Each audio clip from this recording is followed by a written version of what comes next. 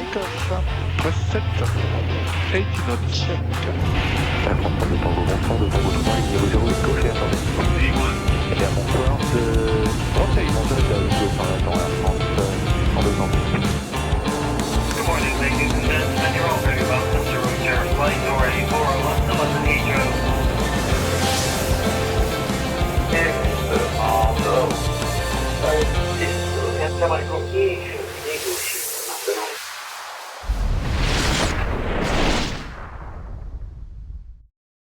Eh bien, bonjour à toutes et à tous. C'est un petit peu saccadé. Hop, on va passer là tout de suite. Bonsoir à toutes et à tous. Bienvenue dans la zone aéro. J'espère que vous allez bien en ce mercredi soir et que tout a bien été cette semaine. Ravi de vous retrouver pour une nouvelle émission. Suite à l'excellente émission la semaine dernière avec le général Dutart qui a été bien apprécié. Et on vous en remercie pour tous les bons retours qu'on a eu cette semaine. Donc, ça fait bien plaisir. Bon, bienvenue également à toutes celles et ceux qui sont déjà connectés sur le chat. Je vois qu'il y a du beau monde, puisque la grande communauté des hélicoptères sont parmi nous. J'en vois pas mal. Et si je remonte dans la liste, on va saluer tout le monde, comme on fait d'habitude. Bienvenue à l'équipe de modération qui est là. J'ai vu Jordan, j'ai vu Free Flight, Julo également est ici.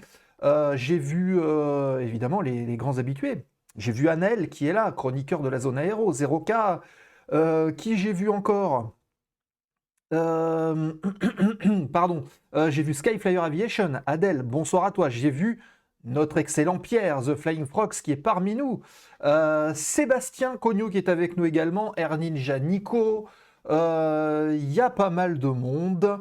Lord Gibus qui est là également. Samui 200, bienvenue. Soyez toutes et tous les bienvenus avec donc cette émission consacrée aux hélicoptères et aux pilotes ce soir. On change un petit peu le paradigme, mais on reste dans tout ce qu'ils veulent évidemment. Donc bienvenue à... et bonsoir Fingergold04 qui est également ici. Bienvenue Baptiste, nouveau VIP de la chaîne, Baptiste 71 300, bienvenue. Bon ben voilà, tout le monde, ça arrive. Donc allez, j'ai essayé de saluer un petit peu tout le monde, et ne m'en veuillez pas si y en a qui sont passés au travers, en tout cas, faites un coucou sur le chat, et comme ça au moins... Ah voilà, la manche air qui se déclenche, merci 0K, qui vient d'offrir un abonnement niveau 1 à Speedbird 612, merci à toi, merci pour le soutien, et justement on va parler de soutien, si la chaîne vous plaît, n'hésitez pas à cliquer en dessous, si vous n'êtes pas follower de la chaîne, cliquez sur le follow, la petite cloche qui est en dessous, ça vous permettra d'être averti quand on va lancer les lives, et vous verrez justement la petite notification qui arrivera en mail ou sur vos applications, ça déclenchera en plus, ici, le réacteur, ça va le faire tourner. Salut Denis, P1501, ça fait longtemps, oui, bienvenue, mon cher Denis, ça fait longtemps en effet. Donc, le follow, on en a parlé. Au niveau de l'abonnement, vous connaissez le principe. Voilà, un nouveau follower qui arrive, c'est Pierre-Emmanuel MC qui vient de déclencher le petit réacteur et qui est follow de la chaîne. Bienvenue dans la zone aéro.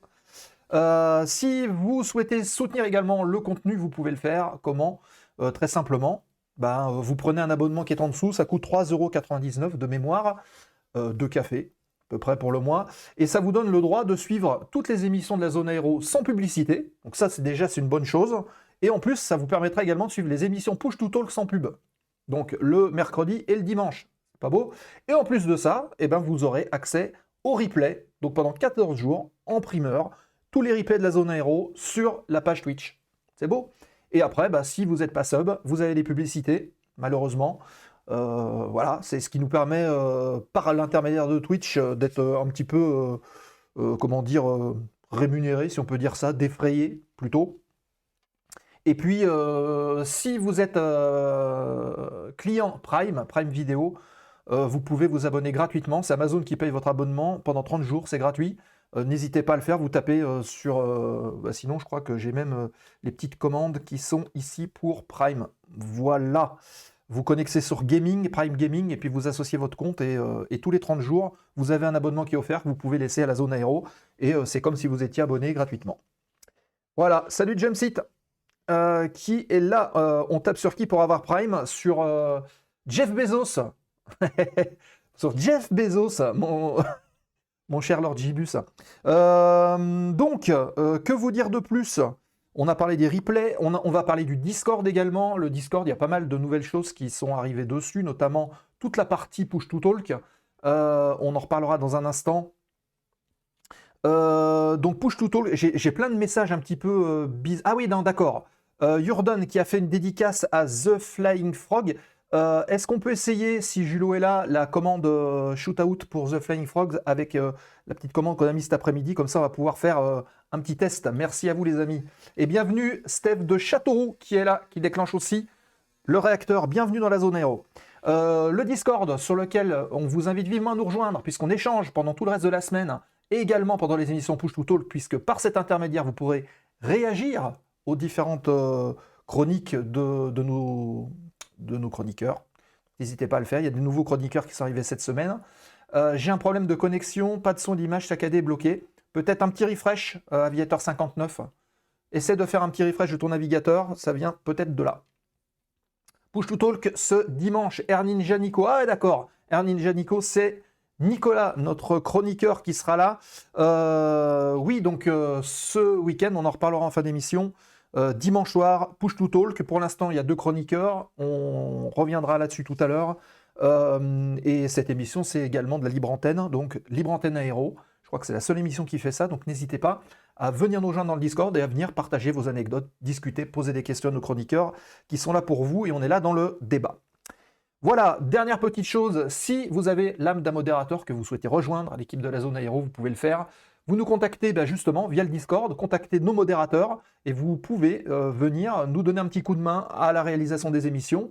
Mais ça va aussi au-delà, sur la planification, sur plein de choses. On a besoin de bonne volonté, donc n'hésitez pas à le faire. On vous explique comment ça marche. Aucune crainte, et vous verrez que l'équipe des chroniqueurs, l'équipe également des modérateurs est très bienveillante et c'est super sympa, il y a une bonne ambiance. Je pense qu'ils pourront le confirmer dans le chat. Voilà. Oui, donc il y a des conseils qui sont donnés. Merci, Jordan. Allez, sans plus attendre, puisque l'heure défile, on va démarrer cette émission par la première séquence, comme d'habitude, c'est le dépôt du plan de vol. De quoi allons-nous parler ce soir? C'est ce qu'on voit tout de suite.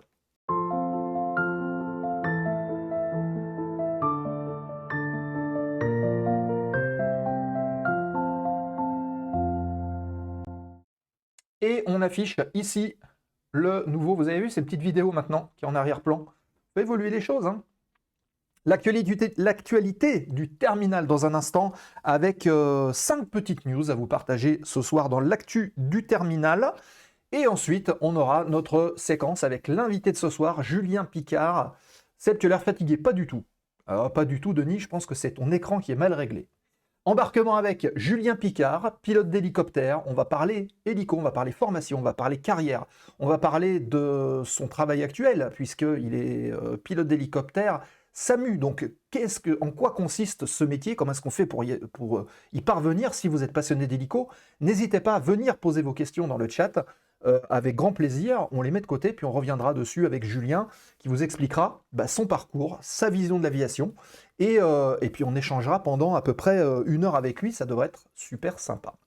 Donc, on compte sur vous pour poser vos questions, et puis en fin d'émission, comme d'habitude, la foire aux questions, remise de gaz, on ouvre un petit peu les débats, on prend les dernières questions, et on parle du planning de février 2024, qui s'annonce très riche, on en reparle tout à l'heure, en fin d'émission. Voilà, je pense que j'ai fait à peu près le tour de tout. Si vous avez des réactions à faire, n'hésitez pas à les écrire dans le chat, évidemment. Et on passe tout de suite à l'actu du terminal. C'est parti.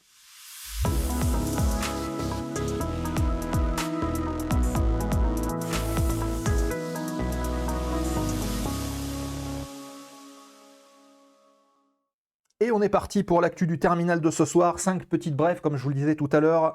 Et on commence avec ce bel avion. Vous l'avez sûrement reconnu dans le chat. Hein, c'est quoi? Eh bien, c'est un A220, un Airbus A220 Air France qui se pose à Francfort. Alors vous allez me dire qu'un avion de ligne se pose à Francfort, ça a l'air tout à fait normal. Sauf que pas tout à fait. Cet Airbus A220-200 d'Air France, 300 pardon, A220-300, relié Berlin à Paris, il a été contraint d'atterrir à l'aéroport international de Francfort, en Allemagne, le 23 janvier dernier en raison d'un problème technique. Alors, c'est pas tous les jours qu'on voit ça. Environ 1 heure après le décollage, le commandant de bord a annoncé aux passagers du vol Air France 1435 une panne sur l'aile droite qui l'obligerait, même qui l'a obligé, à atterrir à Francfort. Malgré l'annonce qui a été faite en plein vol, aucun affolement n'a été constaté parmi les passagers et heureusement, il y a eu une alarme sur un aileron, l'aileron droit de la commande de vol était HS, et donc le commandant de bord l'explique aux passagers. Il ne pouvait pas continuer dans ces conditions et c'est pas un problème de spoiler, mais un problème visiblement d'ordinateur. Et notre ami Nico est là. Bonsoir, désolé de ne pas être là, mais si, tu es là, Nico, tu es avec nous. Panne hydraulique, moteur, rien dit. Ah oui, hydro. Alors, au-delà, l'ordinateur qui a impacté le reste des systèmes. Donc, c'est un problème informatique qui n'affectait pas la navigabilité de l'appareil. C'est pour démontrer aussi qu'une panne comme ça peut se gérer sans trop de problèmes. Elle précise que le calculateur de vol qui était en panne permet de contrôler les commandes de vol, mais que l'appareil restait manœuvrable et s'est posé par mesure de sécurité. Donc, on pouvait continuer le vol, mais par mesure de sécurité, le commandant de bord a pris la bonne décision. Et la bonne décision, c'est quoi? C'est le déroulement et c'est le fait de se poser à Francfort. Tous les passagers ont été débarqués et la compagnie a fait au mieux pour reporter ses 130 passagers sur des vols Air France et d'autres compagnies dans la journée. Donc une affaire plutôt bien traitée. Et bienvenue à Geoffrey 8032. Bonsoir, y aura-t-il une rediff? Oui, mon cher Geoffrey, si tu es sub, donc abonné de la zone aéro, tu as la rediff immédiatement après le live, pendant 14 jours, et au 15e jour, ça sera sur la chaîne YouTube, mais que à partir de 15 jours. Donc si tu veux l'avoir immédiatement, il faut prendre un petit abonnement qui est, le bouton est situé juste en dessous. Voilà pour l'explication. Sur un autre ordinateur de vol, alors oui, il y a de la redondance, évidemment, donc ça, l'équipage a bien géré. On continue. On continue avec le hackathon de l'ENAC 2024. Vous avez peut-être entendu parler de ce terme. Le 3e hackathon étudiant pour faire avancer l'aviation décarbonée.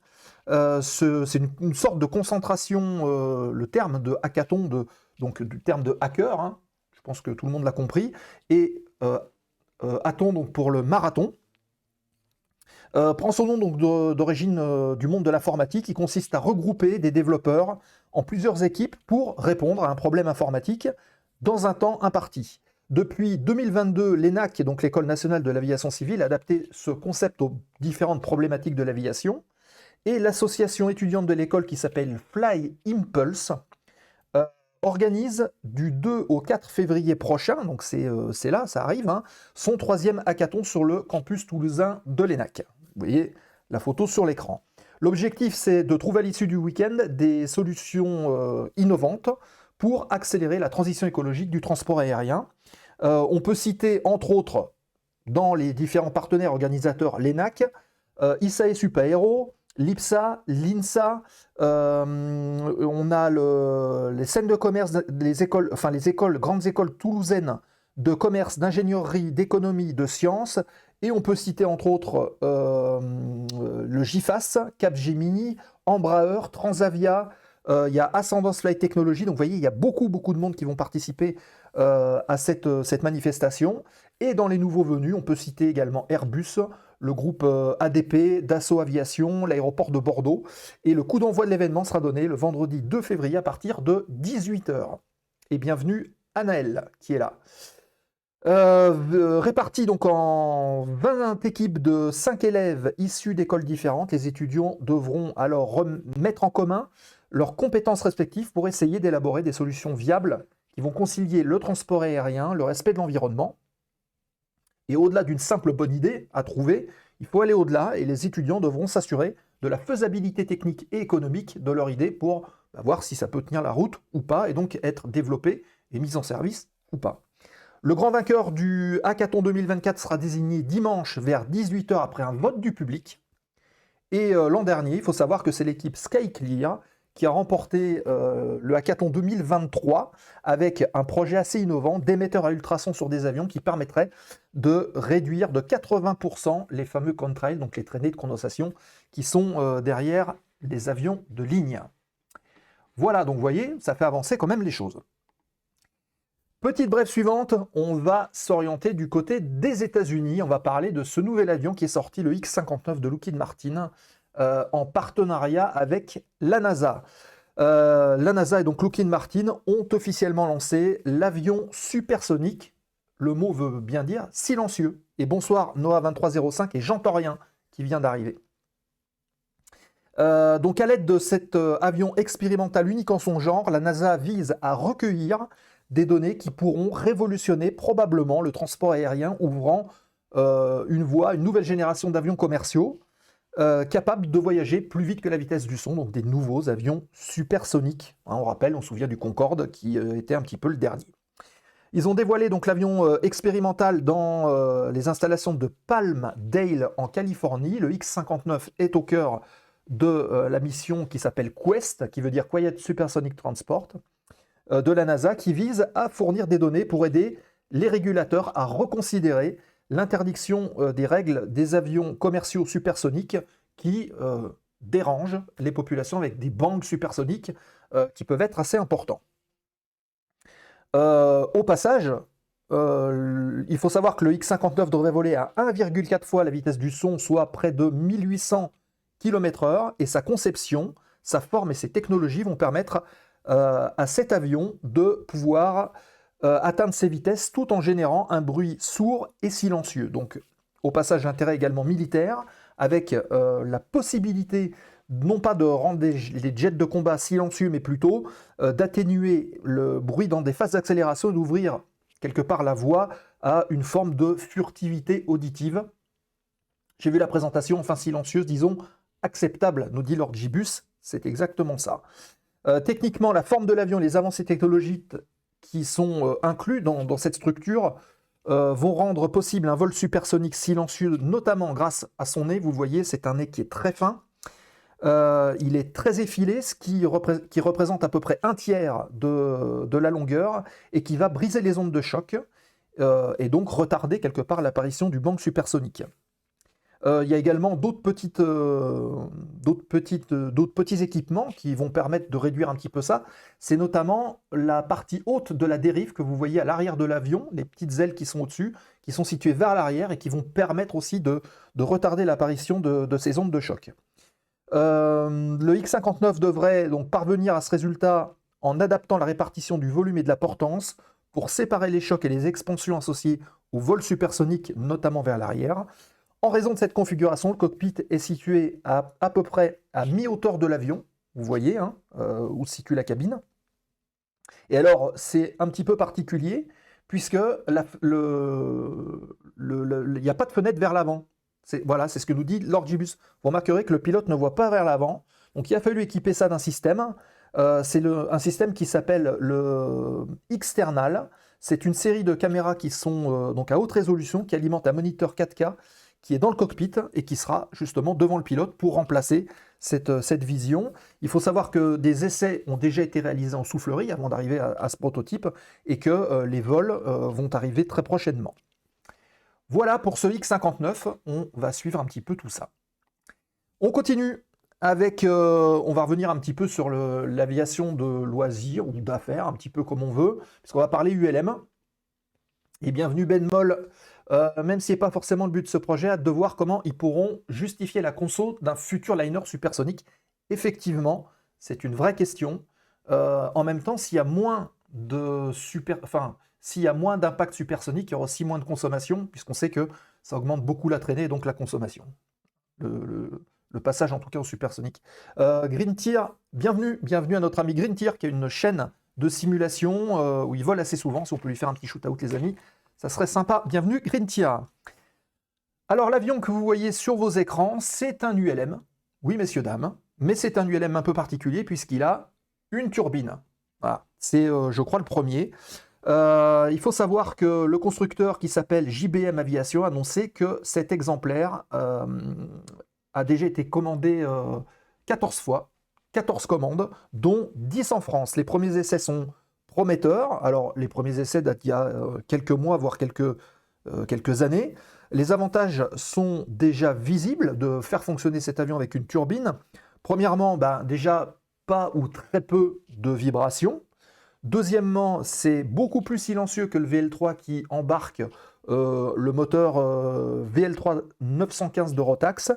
une fiabilité bien plus élevée. Et le TBO, alors le TBO c'est le temps entre les révisions, donc soit en nombre d'heures de fonctionnement, soit en durée calendaire fixée par le constructeur, qui va quasiment augmenter de 2 fois. Donc c'est quand même pardon, une super économie pour les exploitants, hein, quelque part, hein, multiplié par 2 le TBO. D'autre part, le turbopropulseur est beaucoup plus simple à piloter qu'un avion à piston traditionnel, notamment par la gestion donc, du FADEC, hein, qui est un système automatisé qui va permettre de contrôler un ordinateur qui lui-même pilote le moteur, la turbine en tout cas, via un système de ce qu'on appelle une monomanette, donc une seule manette pour tout gérer, le moteur et le calage de l'hélice. En plus de ça, eh ben, il va y avoir un gain de consommation qui va être assez conséquent, puisqu'une turbine va consommer beaucoup moins pour des performances qui vont être supérieures, notamment grâce à un système d'échangeur thermique qui va permettre aussi de gagner en consommation. Pour les essais, il faut savoir que plus de 50 heures de tests moteurs au sol ont été réalisés, dont une trentaine d'heures à pleine puissance, pour voir la fiabilité. Et il y a eu également 20 heures de vol qui ont été effectuées avec des pannes simulées. Morale de l'histoire, aucun problème technique. Donc, vraiment, c'est un appareil qu'il faut suivre et personnellement que j'ai hâte d'essayer parce que ça paraît vraiment quelque chose de futuriste et de très performant, malgré le fait que ce soit en catégorie ULM. Donc, comme quoi, vous voyez, les choses avancent. Donc, à suivre et à tester. Et enfin, on termine par la petite rubrique historique, parce qu'on aime bien faire un petit peu d'histoire dans la zone aéro. On va parler de la mission Proust Gamma, puisque ça s'est passé un 31 janvier, donc ça tombe bien. Pas moins de 3 équipages sont engagés dans cette mission Proust Gamma qui consiste à déterminer si une liaison aérienne à des fins postales est faisable en moins d'1 mois entre la France et l'Afrique occidentale. Le premier d'entre eux, le premier équipage, est composé du commandant Gamma et du député Louis Proust, le second du sergent Lafancher et du mécanicien Boiteux, et le dernier de l'adjudant Sellard et de l'administrateur des colonies Poinceau. Alors parmi ces trois, ces 3 équipages, hein, un seul achèvera le voyage ce 31 janvier 1928. Vous voyez, ça remonte. Hein. En effet, seuls les aviateurs Lafancher et Boiteux viendront à bout de ce périple en revenant le 31 janvier 1928 à l'aérodrome du Bourget directement, depuis l'escale précédente, sur l'aéroport de la ville de Perpignan. Donc aérodrome de région parisienne qu'ils avaient quitté avec leurs acolytes le 29 décembre 1927, date de leur départ, avec des Breguet 19, dont la motorisation était assurée par des blocs Loren Dietrich, qui étaient capables de fournir 450 chevaux de puissance, et c'était des appareils militaires. Pour l'adjudant Sellard, le raid a vite pris fin et dès l'aller, puisque ce dernier était victime du panne et a été obligé d'abandonner. Mais en 1900, c'est ce qu'il faut retenir, le 31 janvier 1928 a eu lieu quelque part cette première liaison postale entre la France et l'Afrique occidentale. Donc rendez-vous compte, les choses ont été très rapides. Hein. Il n'y a pas si longtemps que ça. Hein. Quelques petites réactions sur le chat. Oui, Turbotech, exactement. La turbine de chez Turbotech qui équipe le VL3. Et puis, j'entends rien, il doit être lourd. Non, pas si et pas rapide si la moteur du ULM. Non, j'entends rien. Justement, c'est un ULM qui, effectivement, se rapproche des 300 km/h. Et il faut savoir que, justement, ces moteurs-là sont très performants. C'est des turbines. Hein. C'est pas comme un avion classique. Si vous avez des réactions ou des questions à poser, n'hésitez pas à le faire dans le chat. On a terminé cette rubrique actualité du terminal pour ce soir. Et tout de suite, on va rentrer dans le vif du sujet. On est là pour ça. On va parler d'hélicoptère ce soir, puisque nous allons retrouver notre invité. Il s'appelle Julien. Il est pilote d'hélicoptère. Et on le retrouve tout de suite. C'est la séquence embarquement avec.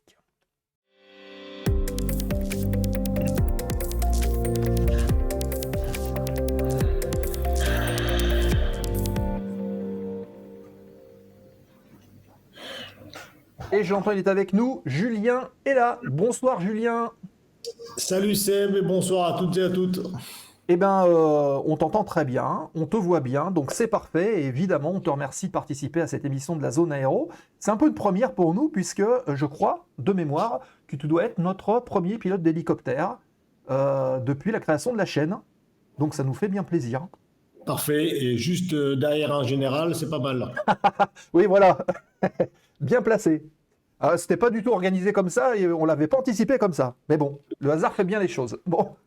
Mon cher Julien, avant de commencer nos échanges, de discuter entre nous et avec le chat évidemment, qui va sûrement te poser des questions, je te propose de respecter la tradition, à savoir tout simplement de déclencher un petit chrono d'1 minute et de nous faire rapidement ta présentation, Julien Picard par Julien Picard en 1 minute. On y va ? Je t'en remercie pas pour l'exercice, mais on va essayer de le réaliser. Allez, c'est parti. Eh bien, écoute, passionné d'aéronautique depuis la plus jeune enfance, j'ai décidé au lycée de m'engager au sein de l'armée de terre et de l'aviation légère de l'armée de terre pour devenir pilote d'hélicoptère. Chose que j'ai réalisée et concrétisée en intégrant Saint-Mexan l'école, donc le cursus sous-officier, en 2001. Suivi de la formation à Dax sur lequel j'ai terminé en choisissant de rejoindre la grande famille des hélicoptères de manœuvre. Et c'est ainsi que j'ai fait quasiment 18 ans dans l'armée en pilotant ou en commandant des hélicoptères de type Puma, cette grande famille. Sur les 18 années-là, je suis passé par les 3 grands stades, c'est-à-dire de pilote à chef de bord jusqu'à chef de patrouille. Et ensuite, j'ai intégré le monde civil il y a un petit peu moins de 5 ans. D'accord, donc c'est assez récent. Et aujourd'hui, tu fais quoi pour situer un petit peu ? Eh bien, aujourd'hui, je suis pilote en SAMU, tout simplement. Pilote hélicoptère SAMU. Voilà, on peut l'appeler comme ça. Il n'y a pas d'intitulé particulier, pilote médical ou... Non, ça s'appelle pilote SAMU, tout simplement. Donc les fameux hélicoptères jaunes qu'on va passer au-dessus de nous. Exactement, certains sont encore un petit peu blancs, mais la norme tend au jaune. C'est imposé par la réglementation maintenant. Mais voilà, c'est les ambulances qui volent, c'est nous. Voilà, bon, parfait. Ambulancier des airs, ouais, nous dit 0K, c'est ça. Voilà. Donc évidemment, voilà, vous avez la petite présentation de Julien. Si vous avez des questions au cours de cet échange, n'hésitez pas à le faire dans le chat. Et bienvenue à Fab M35 qui vient d'arriver et qui a déclenché le réacteur. Bienvenue. Donc, écoute, on va revenir aux origines, quelque part. Hein, on va parler du début. Comment est-ce que tu as eu cette vocation de te dire un jour, je serai pilote? Il y a des gens dans ta famille qui sont déjà pilotes, tu as vu des choses, tu as participé à des choses étant un peu plus petit. Comment c'est arrivé tout ça? En fait, j'ai toujours été, depuis la plus jeune enfance, passionné par un petit peu tout ce qui volait. Hein. Même comme certains enfants, j'ai rêvé peut-être parfois être astronaute ou tout le reste. Un petit peu en parallèle, j'avais quand même ma grand-mère qui habitait très très proche du 3e régiment d'hélicoptères de combat dans l'Est, à Étain, près de Verdun. Donc j'ai toujours vu un petit peu ces hélicos-là. Et puis de fil en aiguille, je m'y suis un petit peu plus intéressé. Et un jour, j'ai poussé la porte d'un centre de recrutement de l'armée de terre. Et à partir de là, en gros, c'était parti. Ah oui, d'accord. Donc il y a une passion qui était déjà là dès le départ, on peut le dire. C'est ça, oui. Ok. Bienvenue à Chef Odell qui vient d'arriver. Bonsoir tout le monde, bienvenue, notre ami Chef Odell. Il y a déjà une petite question qui vient d'arriver de Denis, mais je crois que Sébastien a déjà répondu. Denis P1501 qui demande, pilote SAMU, est-ce que c'est quelque chose de privé? C'est une société privée qui emploie des pilotes ou c'est quelque chose d'État? C'est privé. C'est privé. Ok, C'est ça. d'accord. Donc voilà, mon cher Denis, tu as ta réponse. Ensuite, il y a une deuxième question qui arrive de Steph de Châteauroux. Est-il vrai qu'il n'y a pas de contrôle d'alcoolémie pour les pilotes? Faux. Oh, il y en a. Il y en a. Alors, comment ça se passe? Tu as déjà vécu ça ou... Alors moi, je ne l'ai pas vécu directement, mais en fait, il va y avoir, on va dire, deux aspects. Il y a d'une part, lors de nos visites médicales qui sont annuelles ou semestrielles, hein, selon l'âge que l'on a, et ben, on a droit à la petite prise de sang et puis à la petite vérif de tout ce qui va bien sur le sujet-là. Oui, Et de plus en plus, et surtout depuis le début 2023, il y a eu un petit changement de réglementation lié au crash de la Germanwings et d'autres anecdotes qui ont fait que la réglementation s'est durcie. Aujourd'hui, les brigades de gendarmerie de l'air sont à même de nous contrôler comme quelqu'un qui est au volant, c'est-à-dire on va souffler dans le ballon. ouais. Oui, ce qui paraît un peu logique, parce que si on le fait pour les voitures, pourquoi pas pour les choses qui volent? C'est pareil, donc c'est vrai que c'était moins fréquent avant, mais maintenant, on n'est pas à l'abri qu'on se pose n'importe où de passer au petit passage, souffler dans le ballon, et y compris si la question elle est posée, d'avoir la petite languette pour le reste. Ouais, Tout d'accord. ça, c'est contrôlé, ouais. Bon, bah ça, il faut le savoir. Et d'ailleurs, je pense qu'au niveau de l'aviation de ligne ou l'aviation d'affaires, c'est la même chose, hein. Ouais, c'est le même combat, on va dire. Réaction de l'Orgibus qui dit le seul avantage qu'on a quelque part, c'est qu'on n'a pas de contrôle radar, en revanche. Alors pour les contrôles radars, j'ai essayé il y a quelques années d'avoir déclenché les premiers radars automatiques là, dans les zones d'entraînement d'étain. On n'a jamais réussi en hélico. Mais bon, Ah oui. ça, tu n'as peut-être pas dû le dire. D'accord. Alors, il y a déjà des questions aussi qui arrivent dans le chat. On va les reprendre juste après. Il y a J'entends rien qui a posé quelques questions. On va revenir dessus. Alors, avant toute chose, tu parlais de ton incorporation dans l'armée de terre, la LAT. Est-ce que, sachant que dans d'autres armes, il y a aussi des hélicoptères, pour toi, c'était quelque chose de naturel, te dire, pour moi, c'est la LAT, c'est l'aviation légère de l'armée de terre, ou je rentre dans la LAT via les écoles classiques et après on voit quelle orientation donner, armée de l'air, marine, etc. Alors déjà, en fait, l'orientation, on ne peut pas la choisir une fois qu'on est incorporé, on va dire. Puisqu'on s'engage tout d'abord au titre d'une armée et d'une arme lorsqu'on parle de la LAT. Et pourquoi le choix de la LAT? C'est tout simplement, après m'être renseigné et un petit peu fouillé, tu sais, comme chaque étudiant en fait qui cherche sa voie, et j'ai regardé un petit peu le panel de ce que faisait la LAT et c'est ce qui m'a le plus attiré. D'accord. Et pour quelle raison en fait? Moi, j'y ai vu une grande diversité d'émissions, une diversité des théâtres d'opération à l'époque. Qui était très varié. Et puis, pour être très honnête, j'ai assez focalisé sur la LAT et j'avais les yeux grands ouverts. Et du coup, ça m'a un petit peu fermé les yeux sur le reste, en fait. Ouais. Je ne me suis pas posé la question. La LAT, ça me plaisait et je suis allé droit dedans. Et sans regret. Oui, d'accord. Et on sait que dans la LAT, il y a différents types d'hélicoptères, tu en as parlé tout à l'heure. Des hélicoptères de transport ou de soutien, si on peut dire. Il y a des hélicoptères un peu plus de combat, on pense au Tigre par exemple. Tu savais déjà à peu près ce que tu voulais faire ou ça s'est décidé au fur et à mesure du cursus de formation? Alors ça s'est un petit peu plus décidé pendant le cursus de formation, en échangeant avec les instructeurs que l'on avait sur Dax. En connaissant un petit peu plus le milieu, et assez rapidement, j'ai voulu m'orienter vers la partie, donc tu parlais de transport, tout ça. En fait, dans la LAT, tu as deux grandes familles. Tu as les hélicoptères de manœuvre et d'assaut, donc tout ce qui est Puma, Cougar, Caracal, Caïman aujourd'hui, et tout ce qui est HRA, reconnaissance et attaque, qui reste Gazelle et Tigre. Et moi, je me suis tout de suite plus orienté sur la partie donc HMA, manœuvre et d'assaut, pour la diversité des missions que ça offrait. Et puis, ça a été assez aussi conditionné par mon stage en corps de troupe que j'ai fait pendant mon école à Saint-Mexan. Je suis passé 3 semaines sur étain. J'ai été affecté en escadrille d'hélicoptères de manœuvre, donc au contact de pilotes de commandant de bord Puma pendant 3 semaines. Et c'est là où ils m'ont totalement convaincu que c'est ce qu'il fallait que je fasse. Alors, comment ils ont fait? Ils ont utilisé les bons mots ou ils t'ont fait vivre des expériences particulières? Il y avait un petit peu des deux, en fait. J'ai surtout apprécié l'esprit des gens La grosse bête qui était le Puma à l'époque, hein, puisque Mhm. moi, lorsque j'ai dû faire mon choix, le Tigre n'était encore pas là. Donc, à peu de choses près, c'était Gazelle ou Puma. C'était en quelle année à peu près? Et ben, le stage encore de troupe, c'était en 2001.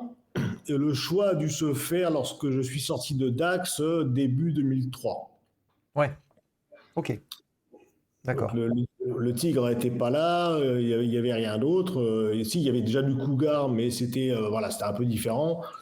Mais globalement, voilà, c'était la famille des hélicoptères de manœuvre. Et ça m'a paru naturel de m'orienter vers cette famille. Alors, au cours de ta formation de la latte, tu passes par quelle machine et comment progresse un jeune élève pilote comme toi qui rentre à l'époque et qui va se former? Bon, en fait, c'est assez simple. Alors, aujourd'hui, c'est un petit peu différent en termes de machines, puisqu'aujourd'hui, les jeunes engagés passent sur Colibri, hein, les EC120. Moi, à l'époque, c'était sur Gazelle. Donc, toute la formation de base sur Gazelle à Dax. S'ensuit la partie formation au pilotage de combat, Mhm. qui dure à peu près 2 mois, le combat de jour, le combat de nuit, toujours sur Gazelle. Et ensuite, tu es orienté en fonction de ton choix de sortie de Dax vers la qualification machine précise que tu as choisie.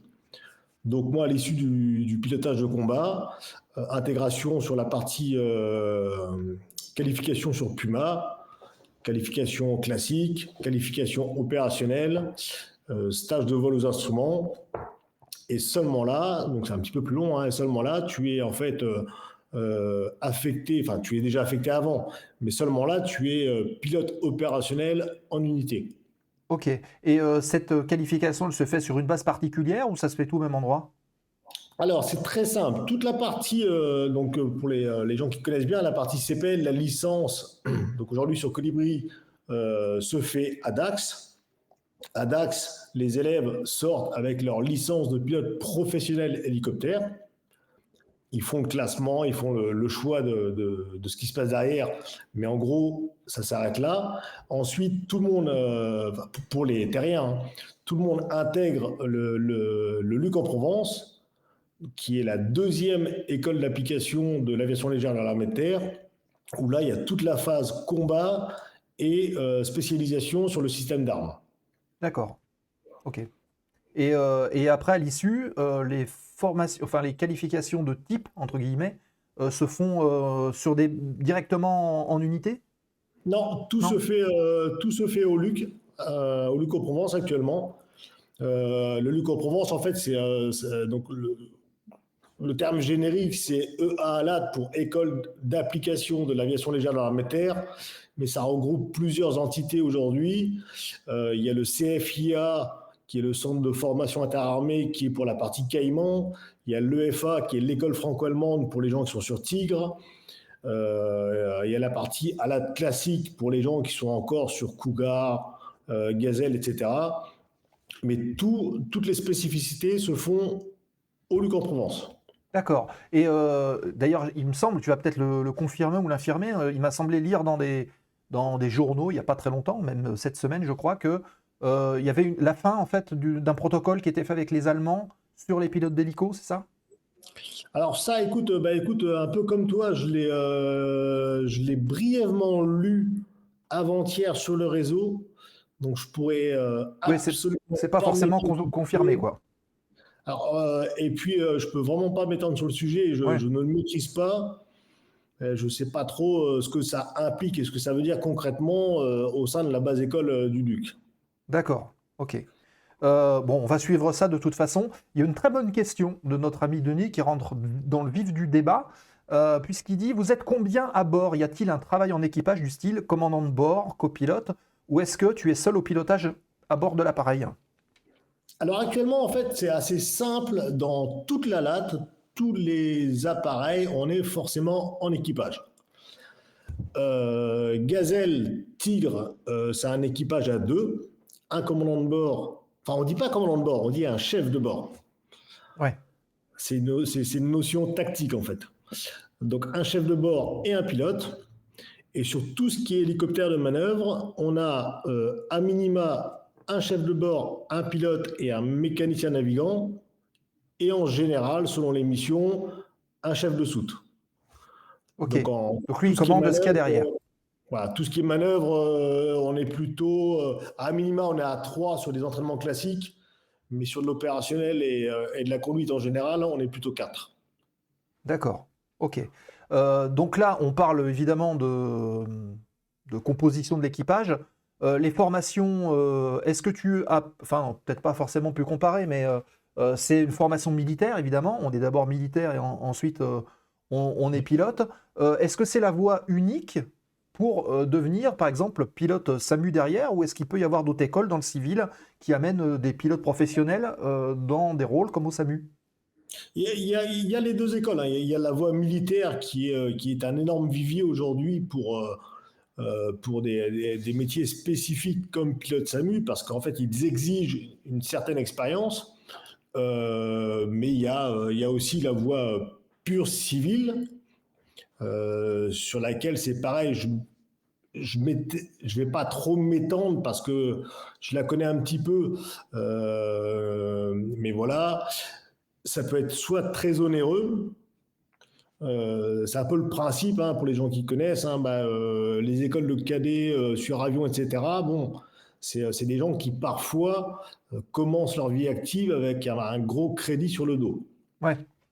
Ensuite, il y a d'autres possibilités, hein. Certains se sont expatriés au Canada où c'était moins onéreux, ils ont fait leurs heures de vol, ils sont revenus en France, etc., etc. Ouais. Mais Alors, rien n'empêche de faire pilote en étant pur produit civil. ouais.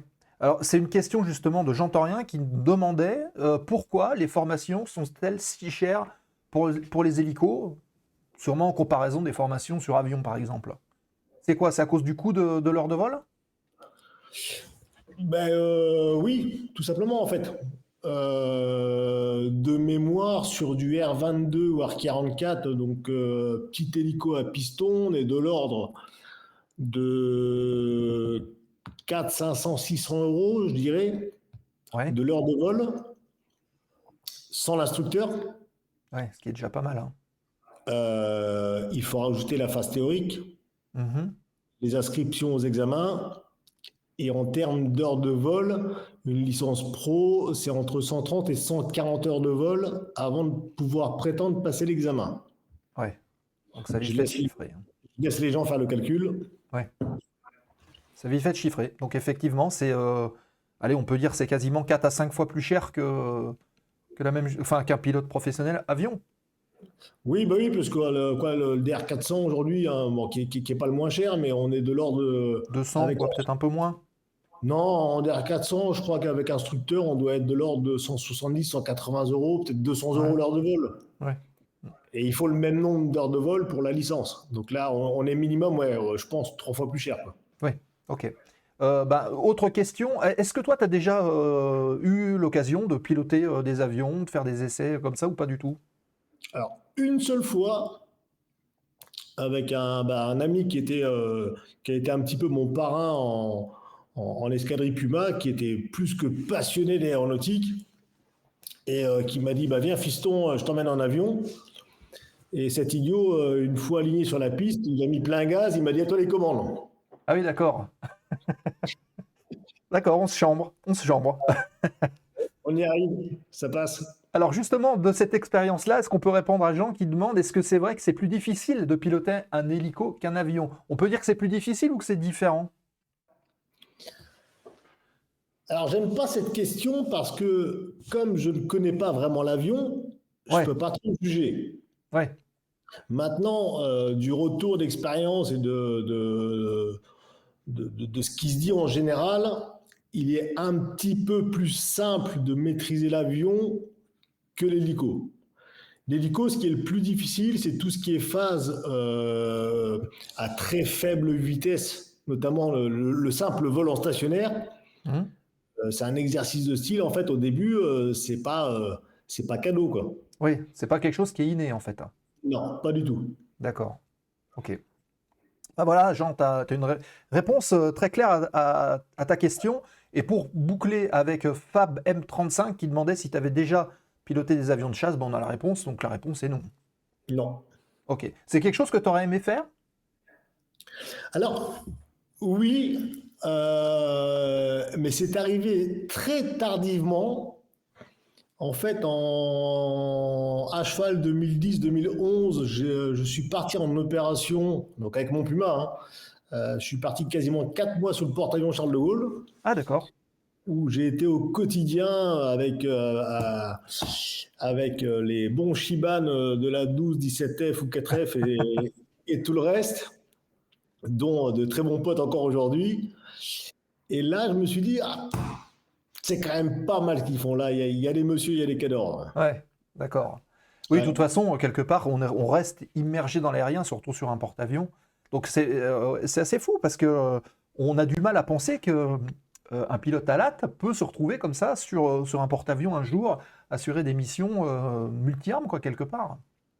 Bon, en fait, c'est tout simplement, c'était en fait la bascule entre la fin du Super Frelon et un petit peu la difficulté de mise en puissance du Caïman dans la marine.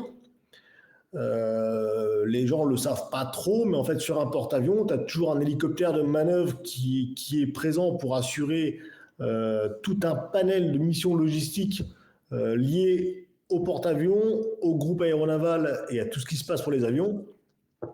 Et donc, c'est arrivé à plusieurs reprises où c'est un Puma de la LAT qui a assuré cette mission. Ah, d'accord. Bah, c'est bien, ça montre l'interopérabilité des différentes armes. Ok. Donc là, on est encore sur la partie militaire. Donc combien d'années en tant que militaire? 18 ans. 18 ans. Ensuite, tu as dit, j'arrête, retraite, et je fais autre chose, toujours dans les hélicos? En fait, c'était un choix puisque moi, mon contrat s'est arrêté. Donc, j'avais le choix de soit le renouveler pour une dizaine d'années, soit de l'interrompre et de passer à autre chose. J'étais un petit peu avant l'aube de mes 40 ans et j'ai fait le choix de faire autre chose. Voilà, bah, c'est la réponse à Denis qui vient de la poser. Pourquoi avoir quitté l'armée pour venir faire du privé? Voilà, c'était un choix en fait. C'est ça. Ok. Oui, Free Flight qui nous dit, poser un hélico sur un navire, ça peut être assez sportif. Tu confirmes? Alors, c'est ultra sportif. Ah, Mais le cursus, il est bien fait. C'est que aucun pilote lambda n'y va comme ça directement. Il y a plusieurs phases de qualification à passer en plus de nos qualifs classiques, on va dire, hein, ouais, pour pouvoir être autorisé à aller se poser sur un bâtiment. d'accord. Voilà, il y a des phases de qualification de jour, de nuit, sur les gros bateaux, sur les petits bateaux, parce que c'est pas la même chose. Hmm. Donc tout ça, en fait, il y a tout un panel. En fait, on suit le même cursus qui n'est pas obligatoire pour nous en tant qu'alatman, mais on suit en fait le même cursus qu'un pilote de l'aéronaval qui va aussi se poser sur ces bateaux au quotidien. Oui, ok. C'est la même formation, de toute façon, la finalité est la même, hein. Exactement. On passe sur la partie théorique, on passe à la 22S, là, l'Envéoc, pour le petit panel théorique et les premiers petits vols. À l'époque, moi, je les ai fait en Alouette 3, c'était marrant. Pour avoir en fait le petit stample, pour ensuite terminer et aboutir à toutes les qualifications liées à l'appontage sur tous les bâtiments. Ok, oui, donc ça comprend pas que le porte-avions, c'est tous les bâtiments Non. de la marine, hein. Je vais faire un petit résumé très simple pour tout le monde. Ouais. On considère en fait deux types de bâtiments, ce qu'on appelle les types 1 et les types 2. Les types 2, c'est les gros bateaux, c'est à partir du moment où il y a plus de 2 spots hélicoptères, Ouais. à partir de 2 jusqu'au-delà. Donc tout ce qui est porte-avions ou les BPC qu'on voit aujourd'hui, etc. Et tout ce qui est type 1, c'est tous les bateaux qui n'ont qu'un seul spot à l'arrière. Ok. Voilà. Donc, et dans chaque type, en gros, d'abord, on se qualifie sur le type 2, de jour, de nuit. Ensuite, sur le type 1, de jour et de nuit.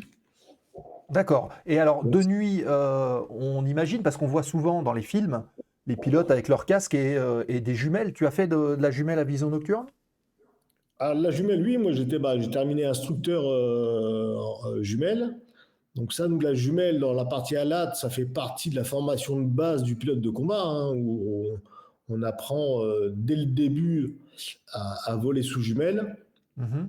Ensuite, s'il faut faire le lien avec la partie bateau, c'est un petit peu différent. Sur les bateaux, on peut y aller sans jumelles, on peut y aller avec, mais dans des conditions très particulières. C'est encore un petit step de qualification en plus. Donc c'est différent. Oui, c'est vrai que là, il n'y a plus de repère du tout entre la mer et le ciel, et c'est peut-être plus compliqué de s'orienter. Pas tout à fait. En fait, sur les bateaux, il y a des aides opposées. Enfin, il y a des aides pour faire l'approche sur le bâtiment. Il y a une aide visuelle, un petit peu comme ce qui se passe sur les pistes, hein, des fois. Hein. On est dans le vert, on est bien. On est dans le jaune, on est trop haut. On est dans le rouge, on est trop bas. Et puis sur le pont, bah, en fait, il y a une espèce de petite barre qui est stabilisée de façon gyroscopique là. Donc, si le bateau bouge, on essaye de fixer nos yeux sur la barre et de ne pas bouger. Et il faut trouver le bon moment pour descendre et se poser. D'accord. Ok. Bon, bah voilà, vous avez tous les conseils pour y arriver. Il y a une bonne question de Ben Moll qui parle justement, tu as parlé d'Alouette 3. Est-ce que tu as... sur quelle machine en globalité tu as volé et quelle est ta préférée parmi toutes celles-là? Alors, je répondrai d'abord pour ma préférée, c'est... Attends, parce que là, c'est inversé. Voilà. C'est le Puma, c'est indéniable. Mais dans ce que j'ai pu pratiquer, en fait, donc la gazelle, pas mal de gazelle. Puma pour la majeure partie de ma carrière et de mes heures de vol. Du Fennec, hein, du 355N. Quelques heures aussi. Un tout petit peu d'Alouette 3, mais justement d'ailleurs pour le stage à pontage, mais c'est à peine une dizaine d'heures. Mais c'était très, très marrant et très intéressant de toucher à la vieille mémère. Ensuite, dans le civil, j'ai fait une qualif Bell 412, Ouais. parce que j'ai fait un peu de job en freelance en Afrique. Machine tout aussi mythique qui m'a beaucoup fait penser au Puma. Alors, le 412, on n'est pas sur le bipale, hein, mais on est un petit peu dans ce côté Apocalypse Now, où dès qu'on voit la machine, il y a ce côté très mythique. Donc, c'était vraiment très sympa. L'ergonomie du cockpit est très rustique et c'est magique. Et puis là, aujourd'hui, je suis sur 145 C2. C'est la première fois que j'ai une machine avec des écrans qui me disent ce que je dois faire.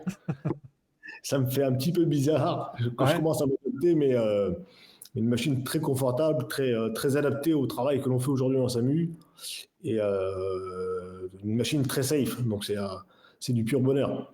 Ok, on va en reparler justement dans quelques instants parce qu'il y a déjà quelques questions qui arrivent sur cette facette SAMU évidemment. J'entends rien qui pose une question qui nous demande comment est-ce que ça se passe si jamais il y a un problème. Contrairement aux avions, on suppose qu'il n'y a pas de siège éjectable. Donc, comment est-ce que ça se passe?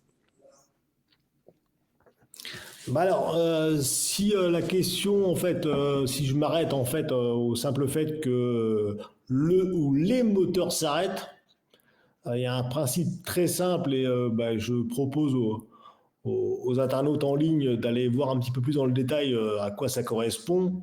C'est que nous, en fait, on fait une autorotation. Qu'est-ce que ça veut dire?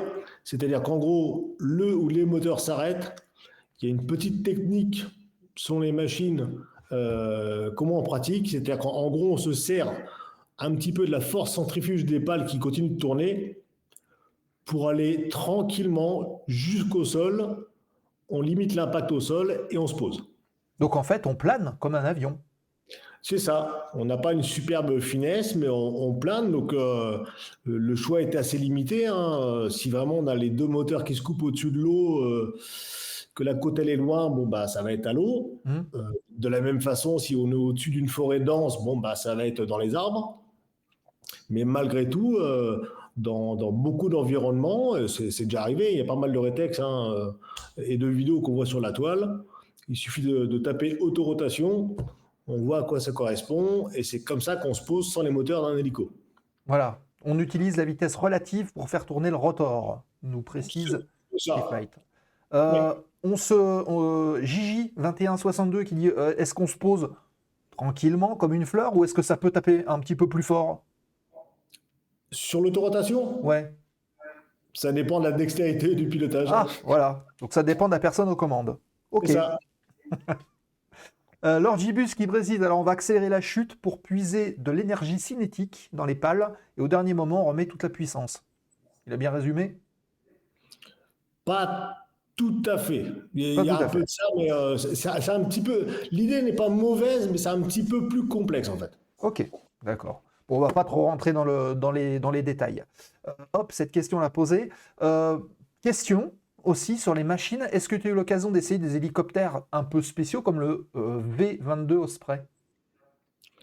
Euh, Entre guillemets, parce que j'ai juste fait un vol en soute du V22. Ouais. euh, Ça s'est Et, arrêté là. et ton ressenti justement sur la machine? C'est difficile à raconter, à détailler, mais moi je trouve le principe de la machine assez extraordinaire. Ouais. Ce mix avion-hélico où on est vraiment sur voilà, on est à cheval entre le fixed-wing et le rotary. Enfin, moi je trouve ça génial. Maintenant, je peux pas plus en parler que ça pour pas avoir été aux Oui, commandes. voilà. Mais le fait de rentrer dedans, c'est quand même impressionnant par rapport à ce qu'on a l'habitude de voir. Bah écoute, nous, moi, je me rappelle être embarqué par la trappe arrière en version rotor tournant. Ça faisait un petit peu l'embarquement comme après un posé d'assaut d'un Transal. Ça Ah ressemble ouais. à ça. Sauf que quand il repart, en fait, il se met en stationnaire comme un hélico. Il y a pas de piste. Ouais. Donc ouais, ouais, c'est très surprenant. Surprenant, ouais. Et Sébastien Conneau qui nous dit ça reste une machine peu fiable. Et ben, d'ailleurs, un gros bisou à Seb. Et Voilà, c'est transmis. je j'ai pas plus de connaissances que ça sur la fiabilité du V22. J'en sais rien. Ok. On revient sur la petite question parce que tu nous as parlé que tu avais fait du bel en Afrique. Et il y a Denis qui demande quel type de mission tu as pu faire en Afrique et si oui, à quel endroit? Si on peut le dire, évidemment. Hein. Non, non, je peux le dire, il n'y a aucun souci. En fait, donc, c'est une société allemande hein, qui m'employait et le client, si je puis dire, qui était notre client unique là-bas, c'était le comité international de la Croix-Rouge. Donc, mon Bell 412, il était tout blanc avec une grosse Croix-Rouge marquée ICRC. Ouais. Et zone d'intervention, bah, comme d'hab, hein, sous les tropiques, très sympathique, c'est-à-dire dans l'état de Borno, plein est du Nigeria, c'est là où est né Boko Haram, Mhm. donc aux frontières du Tchad, du Niger et un peu du Mali. Et au quotidien, il fallait qu'on dépose les équipes de la Croix-Rouge sur des sites sensibles. Mm. Eux menaient leurs actions. Donc j'aime pas dire ONG parce qu'on va me taper sur les doigts parce que la Croix-Rouge n'est pas une ONG. Ouais. Mais voilà, en gros, ils menaient leurs Une mission actions. humanitaire, quoi. Voilà. Mm. Et nous, il fallait garantir la récupération des équipes derrière avec un petit volet, mais qui était un petit peu spécifique. On devait être en mesure éventuellement de procéder à des évacuations sanitaires. Ah oui. Mais quelque part, est-ce que c'est ça aussi qui t'a aiguillé pour ton métier actuel, qui t'a dit, tiens, est-ce qu'on ne peut pas l'appliquer en France? Ça peut me donner une autre perspective de mission? Non, en fait, c'est pas forcément ce qui m'a donné cette envie. Après, je peux pas expliquer tous les détails, mais lorsque j'ai quitté l'armée, donc on va dire 2019, 2020 le Covid, trouver du boulot n'a pas été que Oui, simple. bien sûr. Donc ce boulot-là, alors je vais pas dire que c'est fait par défaut parce que j'en avais envie aussi, hein. Mais voilà, je me suis retrouvé embringué là-bas. Moi qui, ancien militaire, voulais plus trop remettre les pieds en Afrique et surtout dans cette zone-là, bon, bah, je me suis retrouvé au Nigeria. Ouais. Et ça a duré combien de temps à peu près? J'ai fait 2 séjours, un premier à 10 semaines, je crois, et le deuxième 8 semaines aussi. D'accord. Oui, donc oui, c'est un petit moment quand même. Hein. C'est pas un simple Ah, aller-retour. Hein. non. D'accord. Question de Lord Gibus qui demande si tu as eu l'occasion dans ta carrière de militaire de participer à des théâtres d'opérations extérieures et éventuellement lesquels, dans quel pays? Bon, on va le faire simple, hein. Tchad, Côte d'Ivoire, Liban, Mali. Sur le porte-avions, c'était considéré comme opération extérieure aussi. Et voilà, donc à peu près S'il y a un petit Kosovo aussi, j'ai oublié. Ah oui. À peu près tout le panel de ce que faisait la LAT là, sur les 20 dernières années, quoi. Ouais, donc ça t'a permis quand même de rayonner un peu partout, quoi. Hein. Quand même assez impressionnant. Très centré sur l'Afrique, mais oui, Ok. un petit peu à l'extérieur. Ouais. Et est-ce que tu as une anecdote voilà, d'une mission particulière qui a pu se dérouler ou un flash qui te revient quand tu penses à tout ça en disant, tiens, ce que je garderai de tout ça, c'est telle anecdote. Je crois que je te l'avais dit plus ou moins par mail, hein, j'avais un peu préparé cette question. Oui, elle paraît logique en même temps. Hein. C'est assez compliqué d'y répondre parce qu'en fait, il y a de tout, en fait, enfin, surtout sur une carrière militaire, il y a de tout. Même les missions les plus compliquées, celles qui nous ont un petit peu marqué, ben, on peut quand même parfois en être fier et s'en souvenir. Il y a des missions plus ludiques, entre guillemets, qui ont été très sympathiques aussi. Donc aujourd'hui, là, juste balancer une anecdote, ça serait presque une poussière, en fait. Ouais, il y a tellement de Tellement, choses. c'est ça, c'est même parfois en France, lorsqu'on faisait des alertes feu et qu'on allait intervenir en Corse pour éteindre des petits feux, c'était parfois ultra riche en anecdotes, tout comme ce qu'on a pu faire au Mali, en Côte d'Ivoire ou ailleurs. D'accord. Donc il n'y a pas une image, mais des images qui te reviennent en tête quand on fait un petit rétrospectif de ta carrière militaire. C'est ça, c'est vraiment un petit condensé de beaucoup de choses qui ont été extraordinaires en fait. Ouais, ok, ça marche. Question de Fab M35. Est-ce que tu as été volant en Amérique du Sud? Non. Pas en Amérique du Sud. Entre guillemets, si. Ah, ok. J'ai juste fait des vols techniques en Guyane. Guyane, on est en Amérique du Sud. Ah oui, d'accord. Mais ça s'arrête là. Ben voilà. Fait presque tous les continents. C'est bien, ça. Bon. Ok. Ben, c'est bien, le chat est très actif et il y a encore des questions à venir. Alors, on va passer sur la partie SAMU. Donc, tu sors de l'armée. On a parlé vite fait donc, des différentes missions, notamment pendant le Covid. Donc ça a été compliqué à vivre cette période pendant le Covid. Est-ce que à un moment donné, tu t'es dit, ça devient tellement compliqué en termes d'aéro qu'il faut peut-être que j'envisage de faire autre chose, si oui quoi, ou tu t'es dit, je reste là-dedans, c'est ce que je vais continuer de faire. Non, je me suis vraiment et franchement posé la question, y compris entre mes deux séjours au Nigeria. Donc, bon, je savais que j'avais le job. Et puis, qui dit job dit aussi nourrir son foyer, etc. Hein, parce que c'est pas que la passion. Hein. Mais c'était pas facile de repartir dans l'avion pour 2 mois et de laisser la famille. Ouais. Mais je l'ai fait, tout en sachant sur mon deuxième séjour que je voulais vraiment trouver autre chose. Ça n'a pas été simple. Après, ça a été une histoire d'opportunité, d'être au bon endroit au bon moment et d'avoir le bon contact et tout match. Et puis, j'ai pu rebondir par chance sur du SAMU et enfin me stabiliser. Mais la question d'arrêter l'aéronautique, oui, je me la suis posée. Ouais. Ok. Et tu avais éventuellement un plan B ou quelque chose en tête en disant, bah tiens, je peux faire un autre métier? J'avais une petite idée de créer en fait ma propre société qui était plus ou moins liée à l'aéronautique, mais sur un comment on appelle ça, sur un placement de pilote ou de mécano, faire un lien en fait, faire un peu une boîte d'intérim si tu veux. C'était un peu l'idée que j'avais commencé à mûrir, sur lequel j'avais commencé à bien plancher. Et puis bon, je l'ai laissé tomber parce que voilà, maintenant je suis stable en SAMU et tout se passe bien.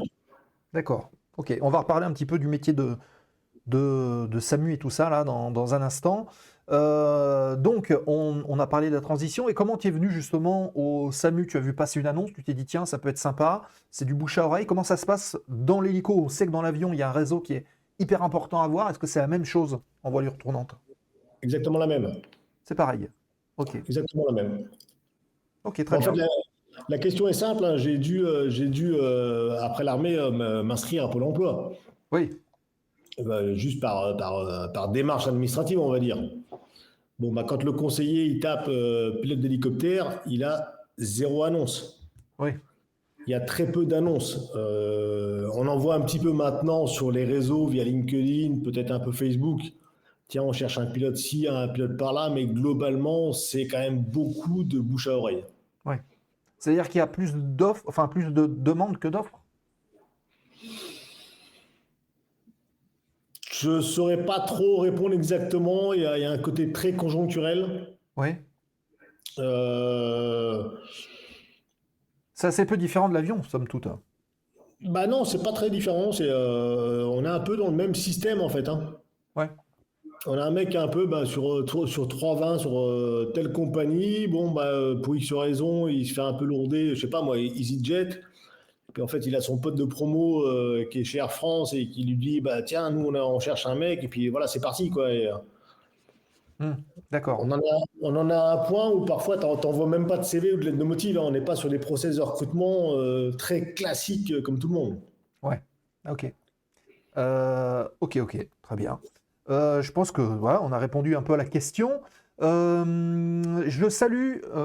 Il est où? Je l'ai vu. Voilà, il est là. Balou 55 000 qui vient d'arriver, qui vient de follow la chaîne. Bienvenue Balou parmi nous. Bienvenue dans la zone aéro. Petite question de Denis toujours. Envisages-tu un jour de travailler, par exemple, sur des sites pétroliers où tu préfères te dire ça y est, moi je suis dans le SAMU, je resterai dans le SAMU jusqu'au bout? Je peux pas répondre directement à cette question. Le seul truc que je peux dire, c'est que pour le moment, je m'épanouis pleinement dans ce que je fais en SAMU. Mhm. Maintenant, et puis ça, c'est très personnel, mais j'ai toujours été comme ça. Je ne ferme aucune opportunité. Ouais. Si demain, pour X raison, à côté de la maison, avec 2 fois le même salaire et faire un autre job et avec le même confort de vie, Pourquoi pas? je vais peut-être pas m'en priver, quoi. Ouais. Ok. Voilà. Mais globalement, là aujourd'hui, la seule différence, c'est que je suis plus du tout comme à une période, je suis plus du tout à la recherche d'opportunités permanentes. Là, pour le moment, je suis posé dans mon SAMU et j'y reste et j'y suis bien. Ouais. D'accord. Tronky13 qui pose cette question, le CPLH suffit-il pour le SAMU ou alors est-ce qu'il faut un ATPLH? Donc, on résume, hein, soit pilote professionnel, soit pilote de ligne, parce que l'ATPLH, c'est ça, c'est le pilote de ligne pour ces missions-là. Alors en fait, un CPLH suffit en termes de qualification pure, sauf que la réglementation impose un minimum de 1500 heures de vol d'expérience, dont, alors attention aux chiffres, je pense que du CEP Cogno, tout ça vont peut-être me reprendre derrière, j'ai plus les chiffres exacts en tête. Eh ben, on va le mettre à jour tous ensemble, comme ça au moins. Voilà. Mais de mémoire, c'est 1500 heures de vol carrière, dont un minimum en tant que commandant de bord. Ok. Voilà, ça c'est réglementation EASA et donc DGAC. Ouais. Mais en termes de qualification, CPLH, oui, ça suffit. Ok. Très bien. Ok. Alors maintenant, on va rentrer un petit peu dans l'arrivée dans le SAMU. Tu découvres, tu l'as dit, une nouvelle machine. Comment est-ce qu'on aborde justement ce nouveau métier? Il y a une école, entre guillemets, particulière pour faire ce genre de choses? Comment est-ce qu'on discute avec les équipes médicales qui vont être avec toi? Comment ça se passe? Eh bien, là c'est pareil, hein, ça va être très personnel. Moi j'ai trouvé ça très sportif malgré l'expérience que j'avais. Parce que moi, avant de faire du SAMU, donc j'ai commencé par passer la qualif de type 145C2, donc une nouvelle bécane. Ouais. Il y a quelques petits vols, mais c'est 4-5 heures de vol à peine, hein. En gros, on fait ça en doublon pendant une permanence SAMU avec un pilote qui est en permanence. Et dans la foulée, tu prends ta permanence tout seul avec ta machine que tu connais pas. Ouais. Tu connais pas, entre guillemets. Si, tu as la qualification, tu te dois de la connaître. Mais c'est quand même... moi, j'ai trouvé ça très sport. Ouais. Donc, on te présente l'environnement. Tu as des stages d'adaptation en entreprise qui sont obligatoires. On va te présenter un petit peu l'environnement, comment ça se passe. Mais voilà, tu n'es pas trop sur le terrain, tu vois pas trop comment ça se passe. Mhm. Et tu prends ta première permanence à 8h, si le téléphone il sonne à 8h05, eh bien c'est parti, quoi. Ouais, d'accord. Non, moi vraiment, à titre personnel, j'ai pas trouvé ça très simple. Il y Mhm. a beaucoup, beaucoup de remises en question. Parfois, poser un petit peu ses limites, un petit peu au-dessus de ce qu'on sait faire, histoire de bien garantir la réussite de la mission. Mais voilà, au début, c'est pas simple. Maintenant, ça déroule, mais j'ai pas trouvé ça simple au début. D'accord. Il n'y a pas de simulation, entre guillemets, de mission, de dire, bah tiens, aujourd'hui, pour l'entraînement, on va faire ci, on va simuler qu'il y a, je sais pas, moi, un accident à tel endroit, il faut y aller, il faut trouver un endroit pour se poser, débarquer les équipes. Il y a pas tout ça? Alors ça arrive. Alors ça dépend aussi des compagnies aériennes et comment ils forment leurs pilotes au début sur la machine, hein. Mais ça se fait un petit peu plus lorsqu'on a la chance d'aller en simulateur, où effectivement l'instructeur peut poser un scénario de type vraiment SAMU, D'accord. avec du déroutement en vol, etc. Mais il n'y a rien d'ancré dans le marbre sur la partie formation. En gros, une fois que tu as ta qualif et que tu as tes quelques vols en fait qui te permettent d'être ce qu'on appelle les compétences en ligne, hein, bah, tu es considéré comme solo, quoi. C'est parti, quoi. Ok, ok, ok. Alors, quelques questions justement sur ce métier de pilote SAMU. Comment est-ce que c'est organisé déjà au quotidien? C'est quoi un emploi du temps type d'un pilote SAMU? Alors, dans les SAMU, il y a plusieurs rythmes. Moi, je vais parler du mien qui est le plus simple, hein. Je suis sur un SAMU qui est donc H24 de permanence, toute l'année. Donc, on est deux équipes, une équipe de jour, une équipe de nuit, 8h, 20h, 20h, 8h. Ok, Donc, on arrive le matin, on boit le café avec la relève de nuit. À 8h, on a le téléphone dans la poche et on est en attente pour un départ éventuel. Le départ, il se fait de façon simple. En fait, c'est là où en fait, on intervient dans toute la chaîne logistique et médicale qui existe. On est juste un maillon, hein, rien de plus. Quelqu'un appelle le 15. Donc mhm, ça arrive au niveau du centre de régulation 15, c'est comme un énorme open space où ils prennent toutes les décisions, etc., avec le médecin régulateur qui éventuellement décide du moyen à engager. Si le moyen à mhm. engager, il priorise l'hélicoptère, là il nous appelle. Nous, on étudie la faisabilité de la mission. On n'a pas beaucoup de temps, on a 2-3 minutes, peut-être Ouais, 4, pour décider de la faisabilité de la mission. Et à partir du moment où on lui donne le feu vert, ben, en gros, on termine de faire les papiers, la prépa-mission. Et 1 minute après, 2 minutes, on est à la machine et on met en route. d'accord. Et cette étude de mission, elle incorpore des éléments météo ou ça, vous l'étudiez avant, vous regardez à peu près la météo sur la région, qu'est-ce qui est possible de faire ou pas? Alors en fait, on étudie en permanence, donc sur une permanence de 12 heures, on va dire. En permanence, on fait un petit check sur la météo. Déjà, on l'étudie le matin et on voit un petit peu tout ce qui nous attend sur la journée. Si on a un doute, on peut toujours appeler un prévisionniste pour qu'il nous fasse un petit point un petit peu plus précis que les éléments qu'on peut récupérer sur Internet ou autre. Et ensuite, on fait quasiment tout ça, hein. Bah, régulièrement, même si on n'a pas d'appel, tiens, allez, je vais prendre la dernière météo. Ok, là, s'il me demande ça, là, je vais pouvoir aller là, là, je ne pourrais pas aller là. Et on a déjà quand on reçoit l'appel, en général, on a déjà une petite, voire une bonne vision de ce qu'on va pouvoir faire ou pas. Ouais, Et en fonction de ce qui est demandé, là, on affine exactement sur le parcours, hein, sur le trajet, voir si ça passe. D'où la plus grande difficulté que l'on a, en fait, c'est que pour donner un vert mission, en fait, il faut qu'on garantisse le départ, mais le retour aussi. oui, bien sûr. Il vaut mieux même. Bah, ouais, mais là, c'est là où, en fait, c'est quasiment la plus grosse difficulté, en fait. C'est que bah, tu sais que tu vas aller sur un accident. Sur un accident, tu ne sais pas combien de temps tu vas y rester, quoi. Oui, Donc, si tu es en fin de journée, la nuit va tomber, est-ce qu'un brouillard va arriver, etc. Voilà, c'est tous les éléments-là qu'il faut réussir à combiner et à prendre une décision derrière qui soit saine pour pouvoir garantir en fait la mission intégralement. d'accord. Ok. Donc, pour faire un petit résumé, l'objectif de la mission, c'est de décoller. Vous êtes basé sur un hôpital, je suppose. Alors, pas tous les SAMU, il y en a certains sur des aérodromes, mais en général, oui, on est sur des CHU. Ouais. Oui, bienvenue à Ervan 18 qui vient d'arriver, bienvenue. Donc, la liaison, elle fait, enfin, le centre, donc soit l'hôpital, soit le centre SAMU et le lieu de l'accident. Vous ne faites pas d'hélitreuillage, ce genre de choses, c'est plutôt la Sécu civile qui fait ça. Alors ça, c'est vraiment la sécurité civile. Et là, en fait, je vais tout de suite, je pense que Seb Cognou va complètement rejoindre mon discours. Il faut différencier les missions de secours que nous, on fait en SAMU. Mhm. On fait bien du secours qui s'inscrit en termes de réglementation dans le cadre du transport public, etc., etc. C'est du secours à la personne, du secours à la population. La sécurité civile, eux, ils peuvent aussi faire du secours, évidemment. Mais eux, ils font du sauvetage. Ouais. La grosse différence, c'est que nous, quasiment à 100%, le patient qu'on va prendre à bord, il va être stabilisé. C'est-à-dire on va le ramener sur l'hôpital, en gros, dans le même état qu'au moment où on l'a pris en charge.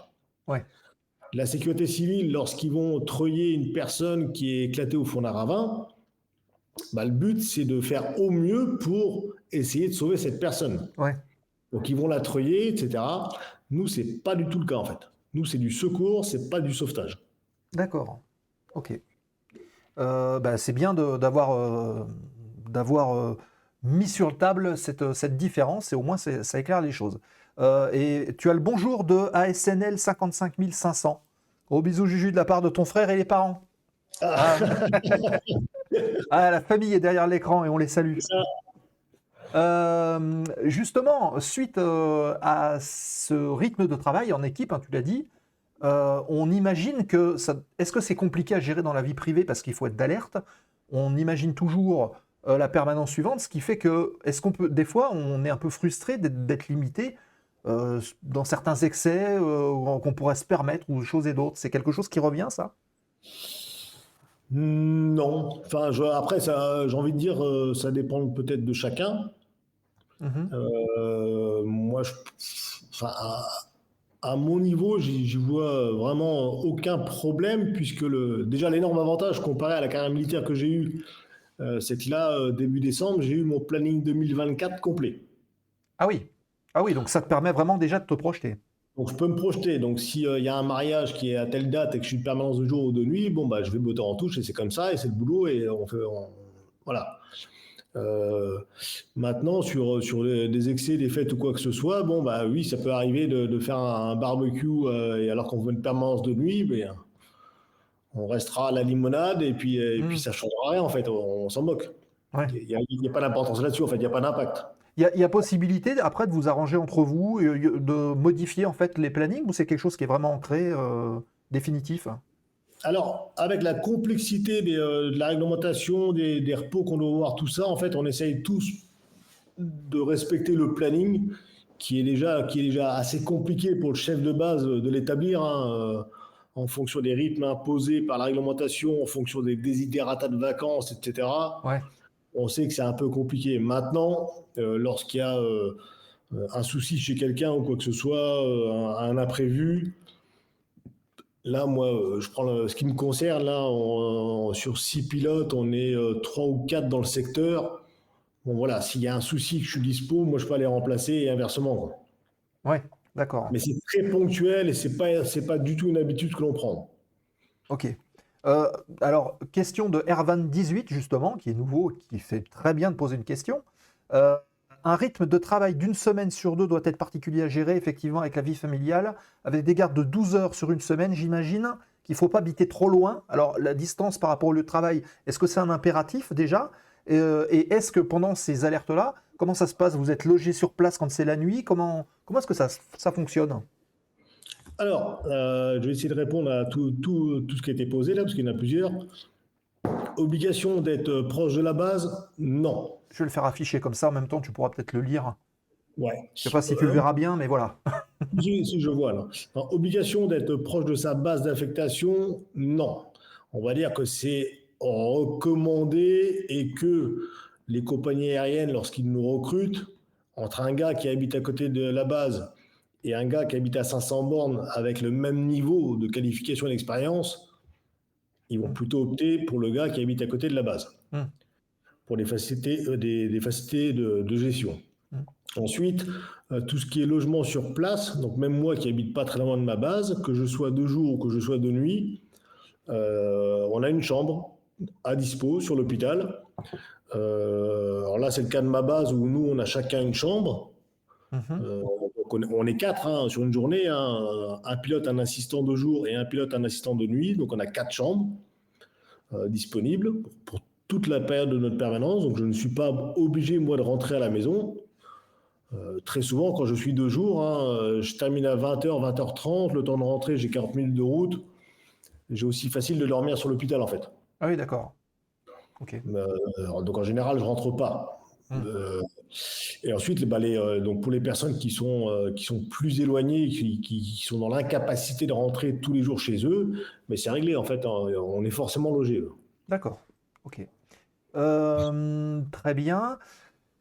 Il est 55, les amis.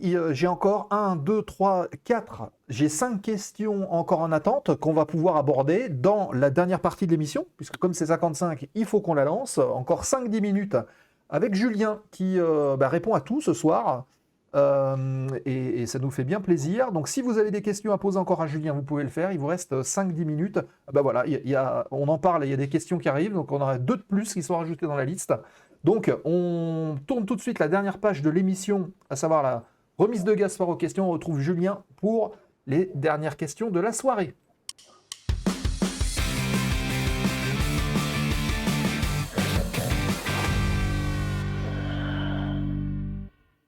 Et voici la foire aux questions remise de gaz avec les dernières questions pour Julien, pilote d'hélicoptère SAMU, qui est avec nous ce soir. On a parlé de plein de choses, de carrière, de machines. Et là, justement, on est sur la partie professionnelle, le SAMU.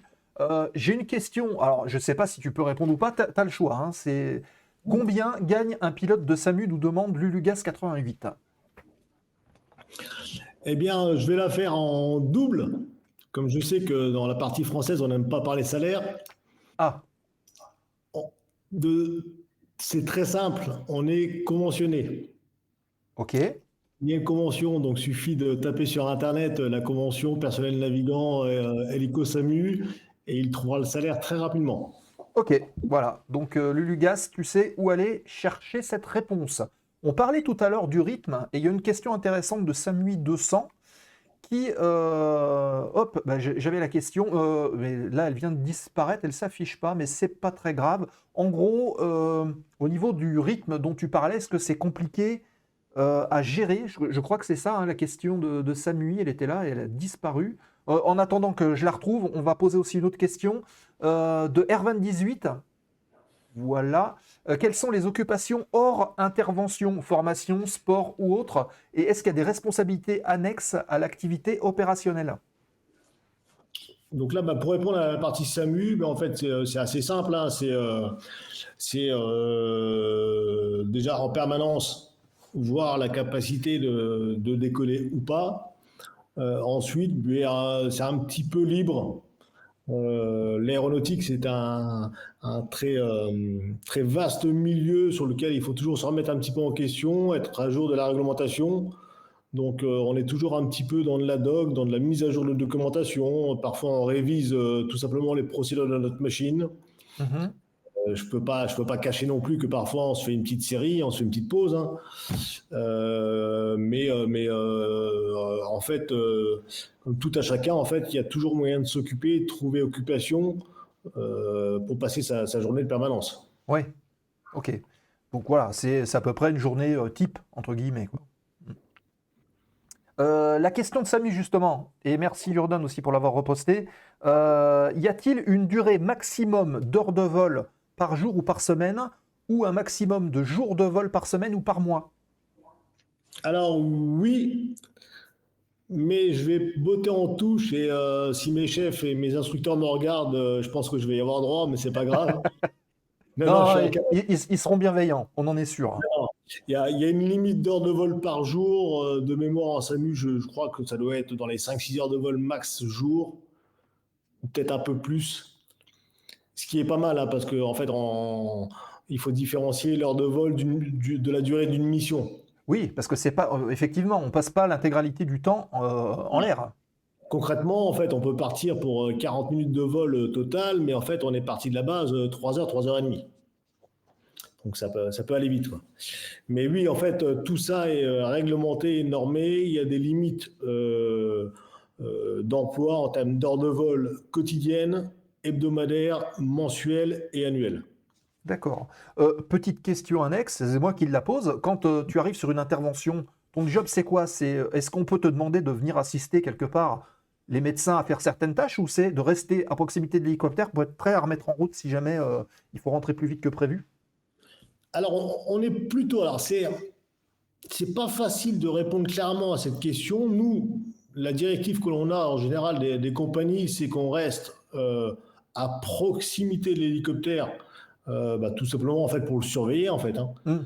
Lorsqu'on est posé un peu n'importe où, on n'est pas à l'abri de personnes malveillantes ou autres. Mais selon les situations, et très volontiers, on va filer un petit coup de main aux équipes médicales. Donc il est hors de question que je pose une perf ou quoi que ce soit, mais Oui. par contre, dès qu'il s'agit de brancarder et de charger le patient, en général, on s'y met tous et on fait partie de l'équipe, quoi.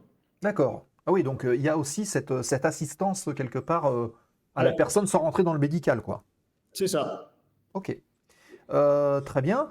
Est-ce que vous avez des techniciens? Alors, technicien, c'est Steph de Châteauroux qui pose cette question. Je pense qu'on parle de maintenance. Comment se passe la maintenance des machines? Ou, oui, la maintenance globale de l'appareil avec les équipements à l'intérieur? Alors, en général, il y a des mécaniciens qui sont, qu'on peut dire, on va dire, zonales. Mhm. C'est-à-dire qu'ils sont responsables de plusieurs bases. Ils sont sous la directive, en fait, d'un chef supérieur, etc. Ils ont au quotidien le nombre d'heures de vol effectuées par la machine, ils le suivent et ils savent très bien que soit au bout de tant d'heures de vol, soit tel jour, ils devront venir en fait sur la base où est l'appareil pour effectuer une opération de maintenance. D'accord. Donc, tout est calé, tout est planifié. C'est ça. Ouais. Et Parfois, effectivement, Steph de Châteauroux qui dit aussi, quelque part, un pilote sans mécanicien, c'est un piéton avec un casque. Et ça s'applique aussi pour les avions, sachant évidemment. que je fais une petite parenthèse peut-être pour les gens qui ne le savent pas. Donc en SAMU, nous on vole en équipage, puisqu'on a le pilote et on a un assistant de vol qui n'est pas mécanicien, Ouais, c'est un assistant de vol. d'accord.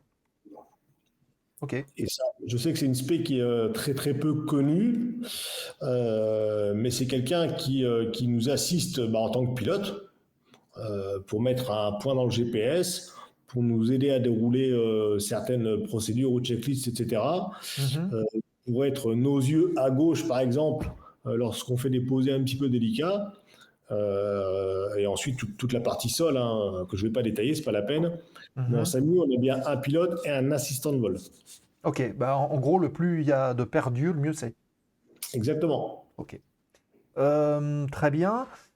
Petite question de Baptiste, puisqu'on est à peu près dans le même domaine, qui demande, y a-t-il des transferts qui se font en IFR, donc en vol aux instruments? Alors oui, ça se fait, c'est tout nouveau, ça arrive, la première base IFR SAMU a eu son agrément il y a un petit peu plus d'1 an. Mhm. C'est encore assez peu développé, c'est en cours, en voie, on ne sait pas trop. Ouais. Il y a beaucoup de problèmes de réglementation derrière, et pas que de réglementation, il y a aussi une partie économique parce que ça a un coût pour une compagnie aérienne d'avoir un pilote qui est qualifié IFR. Donc c'est pas forcément... voilà, après je sais pas trop ce qui se passe dans les autosphères, hein. Ouais. Je sais que maintenant, voilà, ça se fait un petit peu. C'est un petit peu parfois l'argument de certaines compagnies aériennes de dire voilà, nous on est capable de faire, mais ça reste encore pour le moment très très très limité. Ok, ça marche.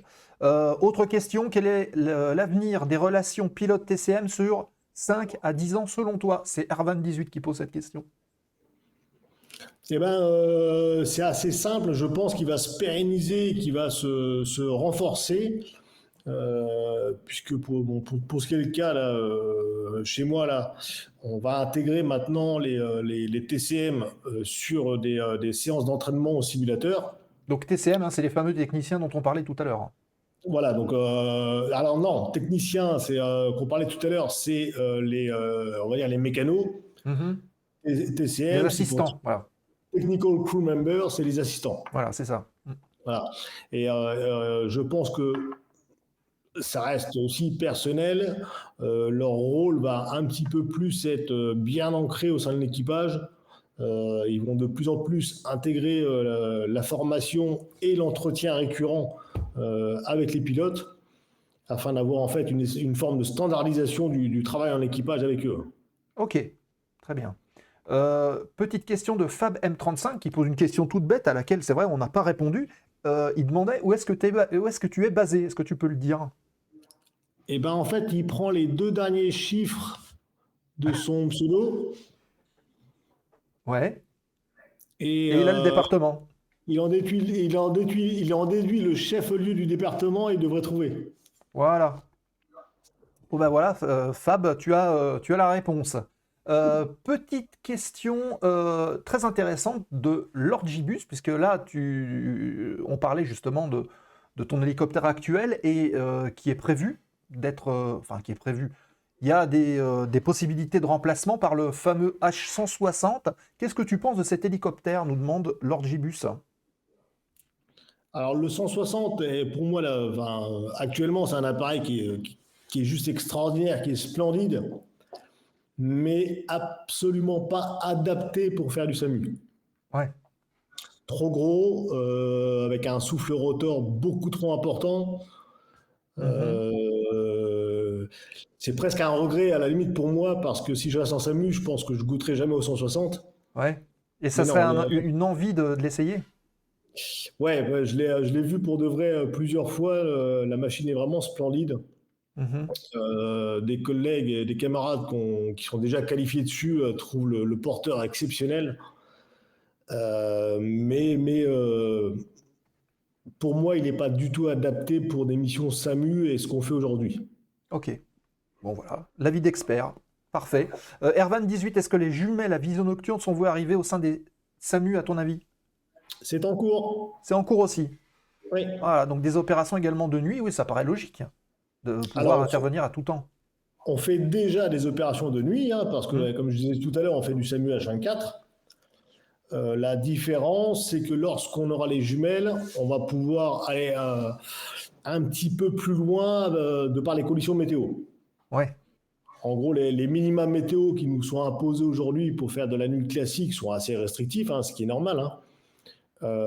Une fois qu'on sera en jumelle, on va pouvoir pousser un petit peu le bouchon un peu plus loin. Et donc, ça va offrir un petit peu plus de capacité, voire beaucoup plus malgré tout, de voler sous jumelle. Et c'est prévu pour quand, ça, à peu près? On sait? Je suis incapable d'y répondre. C'est dans les cartons, quoi, c'est tout. On ne sait pas c'est après. dans les cartons, après, c'est des décisions, des autorisations. Oui, parce que ça doit avoir aussi un coût de développement et de mise en exploitation. C'est ça, développement, mise en exploitation, et avant la mise en exploitation, il y a la formation des équipages. Donc il y a forcément un coût. Donc, comme on le disait tout à l'heure, hein, je suis dans le privé. Donc tout ce qui est dans le privé a un coût. Donc voilà, ils étudient le truc, mais je sais que c'est en voie et en bonne voie. Ouais. Maintenant, quand, je ne sais pas. D'accord. Ok. Allez, les 2 dernières questions pour ce soir, et on remercie le chat d'avoir été très actif. Ça fait plaisir. Lord Gibus, est-ce que tu as connu des hélicos à hélice de queue enfin, est-ce que tu n'as connu que cela et jamais de contre-rotatif? Attends, j'essaie de bien voir la question aussi. En fait, alors moi, non, personnellement, non. J'y ai pas goûté parce que bon, j'ai expliqué le panel de ce à quoi j'ai goûté là tout à l'heure. Tous les autres, je les ai juste vus soit de passage sur des bases ou sur des meetings aériens ou rien d'autre. D'accord. Et puis, donc, dernière petite question de Free Flight qui parlait tout à l'heure, puisque tu parlais du vol sur Puma. Est-ce que tu as essayé la grappe? Alors, on rappelle la grappe, hein, c'est ce câble qui descend sous l'hélicoptère qui permet de ramener des hommes et de les remonter comme ça. Je l'ai essayé plus d'une fois, beaucoup de fois. J'ai essayé grappe, nacelle, pour ceux qui connaissent, parce que je pense que Free Flight connaît la nacelle escape utilisée par le GIGN. J'ai fait de la corde lisse, j'ai fait du largage para. Donc à peu près tout ce qui se faisait dans ma soute, j'ai pu y goûter personnellement. Ah, et là, un souvenir particulier qui te reste? Ouais, c'est juste du bonheur, hein. T'es pendu dans un harnais arraché par un hélico, c'est magique. D'accord. Ok, bon bah écoute, on a fait le tour de toutes les questions. C'était un sujet qui était fort sympathique, la preuve, parce qu'il est déjà 22h10, on voit pas le temps passer, hein. Ouais. En tout cas, on te remercie, et je pense que le chat aussi peut te remercier pour bah voilà, l'accueil. Merci beaucoup, voilà, nous dit notre ami Jordan, bah pour la franchise de tes questions. Bon apéro maintenant, nous dit Steph de Châteauroux. Voilà, donc bon, ça s'est bien passé. Ouais, pas trop mal, ça va. Bon, parfait. Merci beaucoup, Julien. Merci, nous dit FabM35. Voilà, beaucoup de personnes te remercient. C'était très sympathique. Ce qu'on peut faire, Julien, c'est que on va tourner la fin du programme, la fin d'émission. Tu restes en ligne encore un petit moment. Et puis comme ça, on Ouais. débrief ensemble juste après. Ça marche. Ok. Eh ben, merci.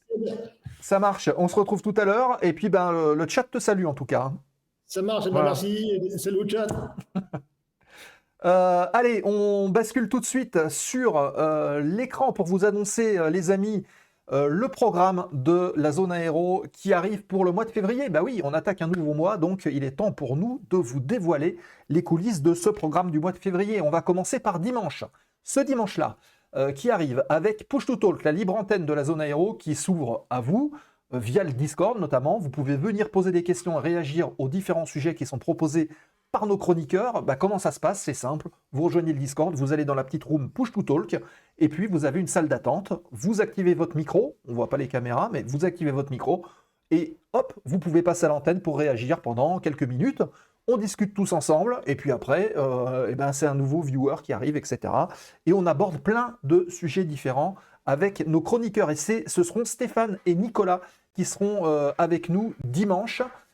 Et peut-être deux autres, parce qu'il y a encore 2 places dispo, donc on espère qu'il y aura de nouveaux chroniqueurs qui arriveront. Donc n'hésitez pas à venir, c'est dimanche soir, entre 19h et 20h s'il n'y a que Stéphane et Nicolas, ou 19h et 21h s'il y a 3 ou 4 chroniqueurs qui viennent nous rejoindre. Donc notez bien les horaires de Push to Talk. On continue ensuite avec le fameux 7 février 2024 à 20h30, où nous aurons le plaisir, si tout va bien, parce que je n'ai pas encore eu la confirmation officielle, enfin ça aura lieu normalement, c'est l'ancien ministre des Transports, Jean-Baptiste Djebari, qui sera avec nous en visio également, et on reviendra avec lui sur son parcours de ministre, puisqu'on en a parlé, mais également, surtout, celui de pilote et de passionné d'aéronautique, et vous verrez, on devrait avoir un échange assez sympa avec l'ancien ministre, donc Jean-Baptiste Djebari. Ce sera mercredi prochain à partir de 20h30 et vous pourrez lui poser vos questions dans le chat, évidemment. Ensuite, c'est Nico qui sera avec nous le 14 février prochain. Ce sera également à 20h30 puisque vous aurez l'occasion de suivre une émission un petit peu spéciale avec Romain de la chaîne Le Flot de l'Histoire qui fait beaucoup de géopolitique sur sa chaîne. Et l'idée, ça va être de partager des informations autour de la fameuse Première Guerre mondiale. Sujet historique dans la zone aéro le 14 février à 20h30. En quoi l'aviation a eu un impact et des conséquences sur le déroulé de la Grande Guerre, puisque c'était la première guerre dans laquelle on voyait arriver justement les forces aériennes. Ça sera un sujet assez intéressant que Nicolas et Romain aborderont ensemble ce 14 février prochain. On continue avec le 18 février, deuxième séquence du mois Push to Talk. Pour l'instant, on n'a pas de chroniqueurs qui sont positionnés sur ce créneau-là, donc je ne peux pas vous dire qui sera là. Mais normalement, l'émission aura lieu le 18 février à 19h, selon le format habituel. On continue avec le 24 février 2024 à 20h30. On reste dans les hélicos, puisque nous aurons le plaisir d'accueillir le général Emmanuel Josse, qui commande les forces aériennes de la Gendarmerie nationale. Et on reviendra avec lui sur son parcours, évidemment, au sein de la gendarmerie, sur les forces aériennes de la Gendarmerie nationale, évidemment, et on parlera également des hélicos, des nouvelles livrées qui vont arriver prochainement, qui ont été commandées en tout cas. Et puis, on parlera aussi du cursus pour devenir pilote d'hélicoptère au sein de la gendarmerie. On parlera un petit peu de toutes ces missions aussi qui tournent autour de tout ça, avec vos questions, encore une fois, et c'est même là-dessus que réside le principe.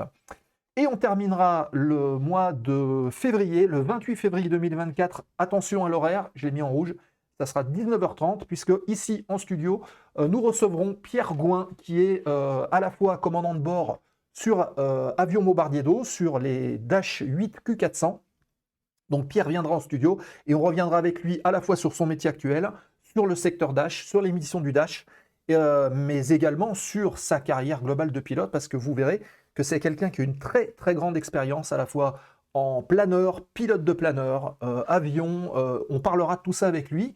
Donc si vous voulez poser vos questions à un pilote de la sécurité civile sur secteur Dash, vous pourrez poser ces questions 19h30 le 28 février avec Pierre Gouin qui sera ici avec nous en studio.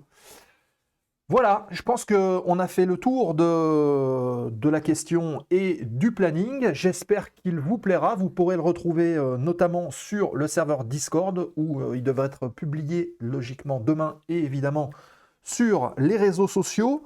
Je vous rappelle également que la chaîne YouTube vous permet de revivre les meilleurs moments de l'émission, tous les replays d'ailleurs, à J+15.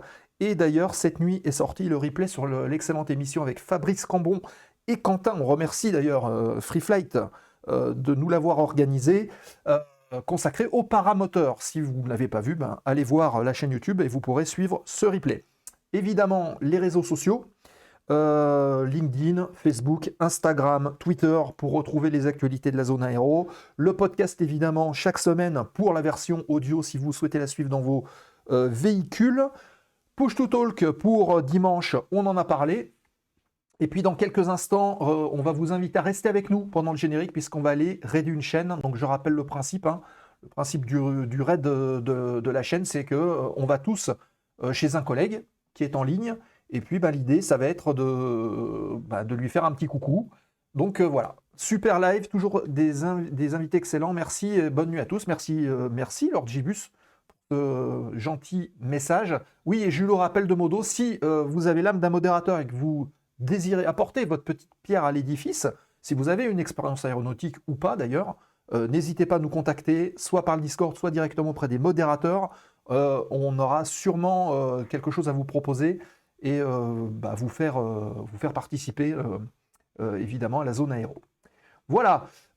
Allez, on va y aller tout de suite. On va lancer donc le générique de fin et puis on va peut-être basculer. Il y a notre ami Cumulus69 qui est en ligne. Il est pilote de ligne d'ailleurs. Il est pilote de ligne chez EasyJet et il fait de la simulation. On va aller voir un petit peu ce qu'il fait. Donc restez avec nous. Vous lui envoyez plein d'emotes de la zone aéro à notre ami Cumulus69 qui est très sympa. Et puis, nous, on se donne rendez-vous dimanche, 19h, pour Push to Talk, qui est mercredi prochain, avec l'ancien ministre Jean-Baptiste Djebari. Passez une bonne semaine, profitez bien, fly safe pour ceux qui volent, et à la semaine prochaine. Ciao, bye bye.